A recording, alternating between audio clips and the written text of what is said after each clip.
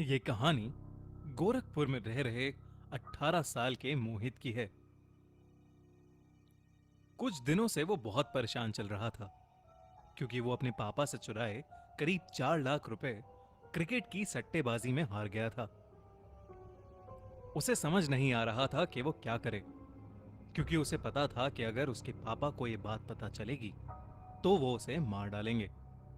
एक दिन उसके एक दोस्त सैफ ने उसे प्लेयर स्पॉट ऐप के बारे में बताया। उसने बताया कि वो भी कर्जे में डूबा हुआ था, लेकिन उसने प्लेयर स्पॉट पर सिर्फ 11 रुपए में क्रिकेट लीग्स खेलना स्टार्ट कर दिया। सैफ की अच्छी क्रिकेटिंग नॉलेज की वजह से उसे एक दिन जैकपॉट मिला और उसने लीग जीत ली। जैकपॉट करोड़ों में था। मोहित की भी क्रिकेटिंग नॉलेज बहुत अच्छी थी, तो सैफ ने मोहित को भी यही करने के लिए कहा, लेकिन मोहित ने उसे इग्नोर कर दिया। मोहित पापा के डर की वजह से एक शाम उस सट्टा खिलाने वाले बुकी के पास गया और उससे कहा कि वो उसके लिए कुछ भी करेगा, बस वो उसके 4 लाख रुपए वापस दे दे। बुकी मान गया और उसने उसे उसके 4 लाख रुपए दे दिए। अगली शाम उसने मोहित को बुलाया और उसके हाथ में एक चाकू थमा दिया। उस बुकी ने कहा कि मोहित को एक आदमी की जान लेनी होगी। मोहित ये सुनकर घबरा गया और डर के मारे उसे मना करने लगा, लेकिन उस बुकी ने मोहित को बोला कि वो बहुत खतरनाक लोगों के लिए काम करता है और अगर मोहित ने उसकी बात नहीं मानी तो वो उसको और उसके घर वालों को मार डालेगा। मोहित के पास कोई ऑप्शन नहीं था। बुकी ने उसे एक फोटो दी और उस आदमी का पता दिया। मोहित वो चाकू लेकर उसके घर के बाहर उसका इंतजार करने लगा।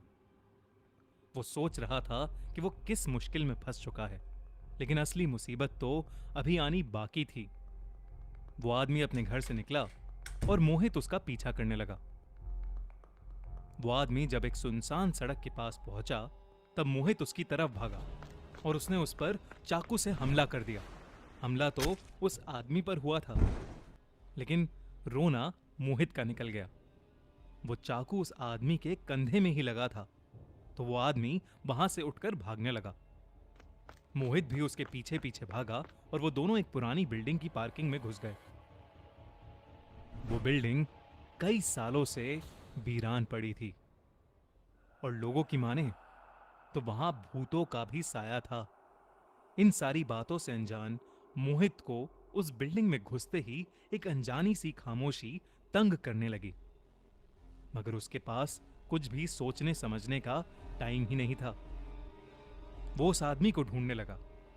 उसके हाथ में अभी भी वो खून से सना हुआ चाकू था। मोहित को अचानक से पार्किंग में खड़े एक पुराने ट्रक के पीछे से किसी की आवाज आने लगी।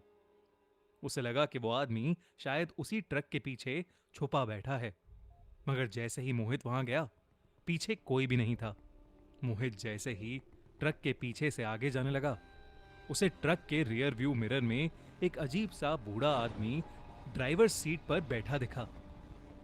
वो आदमी इतना खतरनाक दिख रहा था कि मोहित उसे देखते देखते मानो वहीं जम गया। उस आदमी के कपड़े खून से सने हुए थे और वो बिना हिले डुले बस मोहित की तरफ ही देखे जा रहा था। तभी ट्रक के नीचे से दो हाथ निकले जिन्होंने मोहित के पैरों को पकड़ लिया और मोहित के हाथ से उसका चाकू छूट गया। उधर वो अजीब सा दिखने वाला बुढ़ा ट्रक से नीचे उतरा और मोहित की तरफ लंगड़ाते हुए चलने लगा। उसकी आंखें